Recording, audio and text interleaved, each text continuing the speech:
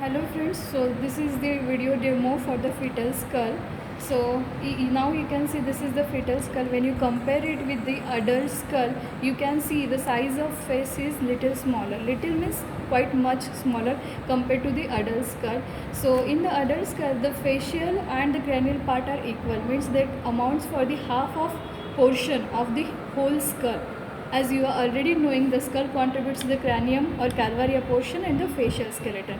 But when you compare with the facial skeleton, this facial portion is less and this cranium portion is bigger. So if you compare it in a portions, this is only 1/7 portion of whole the skull. So this much less amount of facial skeleton is there. So why the facial skeleton is smaller or less in portion compared in the adult skull? You can see there is less size of, which is this bone? Maxilla, mandible. The non-eruption of teeth can contribute to the less size. Then the undeveloped or in process nasal cavity and maxillary sinus. So the less amount of portion of facial skeleton contributes to reduced size of maxilla, mandible, non-eruption of teeth, then absence of or developing nasal cavity and maxillary sinus. Okay, so this is about it. Then what are the bones which are of adult size in the fetal skeleton? So there are some bones. The size of that bones which are in the fetal skeleton remains throughout the life and till the adult stage is there. So these are internal ear, tympanic cavity, mastoid antrum and ear ossicles. I repeat, the bones which are of adult size in fetal skeleton are the internal ear, tympanic cavity, mastoid antrum and ear ossicles. This is the most probable question asked in the fetal skeleton viva.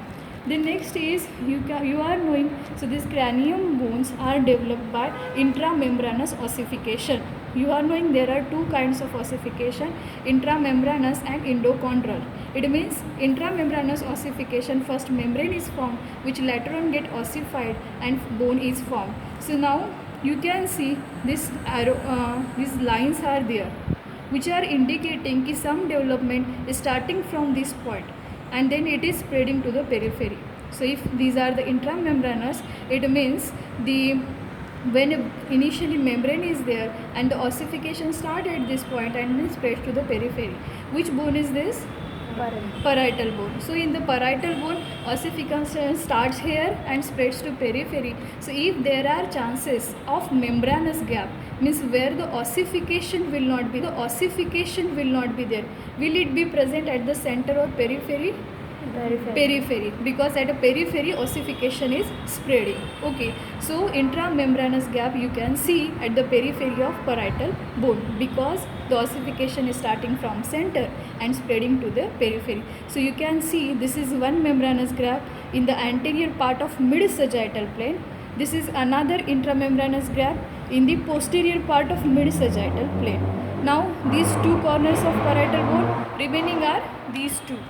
Okay, so this is in the anterior and lateral part, so we can call it as the anterolateral gap, and this is posterior and lateral, so we can call it as posterolateral gap. So these intramembranous gaps are termed as the fontanelle. So this is anterior fontanelle, posterior fontanelle, these two are anterolateral fontanelle and these two are posterolateral fontanelle. Okay, so the anterolateral fontanelle are present near the sphenoid bone. So these are also called as sphenoidal fontanelle, whereas the posterolateral fontanelle is present near the future mastoid process. That's why it is called as mastoid fontanelle. Okay, so in all we are having one anterior, one posterior, two sphenoidal or anterolateral, two mastoid or posterolateral fontanelle. Okay, now what is the use of this fontanelle? Tell me. Why the membranous gaps are present? It allows the growth of brain. So you are knowing till initial 1 year development of brain occurs. So these gaps helps in the molding or increasing size whenever it is necessary. So it allows the growth of brain. Next. During parturition, it allows the overlap of the bones. Yes, exactly. So during parturition, when molding occurs, these bones overlap each other. So it helps in the parturition. Okay, there will be no obstruction because of this. Then next. Determination of age. Determination of age. As this membranous gap get filled at a particular age, the presence or absence of this ossified or membranous gap determines the age. Now that's why you should know ki when they are getting ossified or closing. So this anterior fontanelle closes सबसे late, that is from 18 months to 2 years. This anterolateral fontanelle fuses by up to 4 months, whereas this posterolateral fontanelle fuses by 1 year, that is 12 months, whereas this posterior fontanelle fuses at 2 to 3 months. So if you go age wise, posterior 2 to 3 months, anterolateral 4 months, then posterolateral 12 months, and anterior 12 months, and anterior 18 months to 2 years. Need not to worry, everything is mentioned in the BDC regarding ossification months. Okay, then another uses of this age determination was one. Then another use of this is Access to the lateral ventricle. access to the lateral ventricle. If you put a needle over here through this membranous gap, then you can assess the lateral ventricle. That is another significance. Next, Drain. intracranial pressure or intracranial tension can be measured. You are knowing this is the sagittal plane. So the sinus present beneath this will be which sinus? Superior sagittal sinus. So you can easily assess the superior sagittal sinus, and by sampling you can measure the intracranial pressure or tension inside it. Okay, any other? Sampling. As superior sagittal sinus is there, you can easily do blood sampling via this. Okay, next, presentation of baby. You are knowing कि there can be head presentation, face presentation, or breech presentation.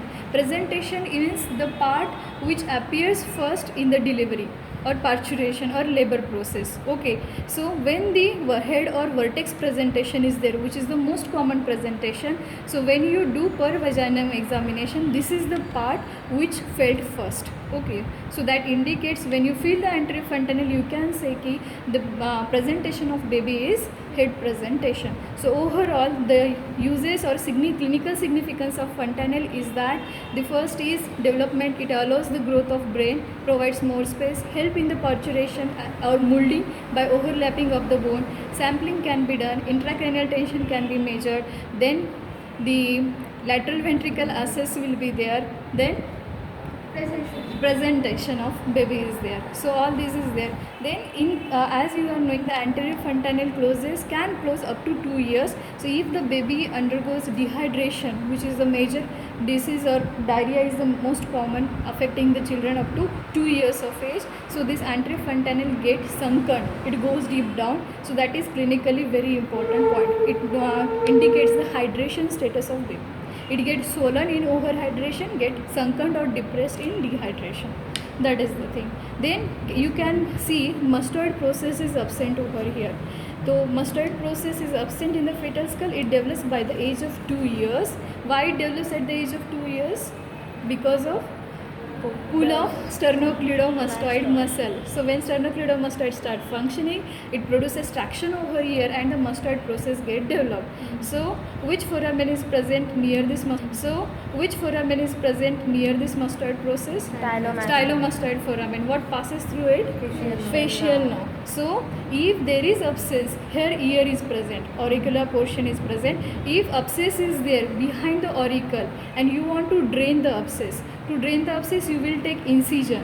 So in retropinnal region, if you are draining the abscess, you should consider कि as mastoid process is not there, the stylomastoid foramen is superficial, hence the facial nerve is superficial. So you have to take care you will not injure the facial nerve.